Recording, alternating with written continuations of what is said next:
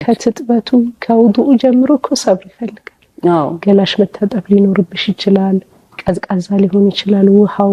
ውዱእ ስታረጊ እንደዛው ሁሉም ጣዓዎች ሁሉም ዒባዳዎች ሰብር ይፈልጋሉ።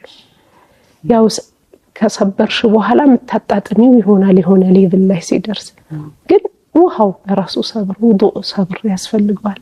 ስትቆሚ በሰብር ነው። ትተሻቸው የምትመጫቸው ነገሮች ብዙ አሉ። ተተሹም ለመጣሽው ለምትመጪበትም ሰብር አለ። ስትቆሚ ከፍ ያለ ሱራ መቅራት ትችያለሽ፣ አጭርም ትችያለሽ አላህ ለወፈቀሽ። ከዛ በኋላ ወላሂ አሐትተሽ ሰብር አድርገሽ ደግሞ ትንሽ ከፍ የሚል የሚያቅሰው ደግሞ እንደገና ከፍ የሚል ማሰብ። ሩኩዕ ስታረጊኮ ሁለት ቶሎ በይና ቀና በይ ነው የሚልሽ አይደል? ውስጥሽ ፊሊንግሽ ይሄ ነው።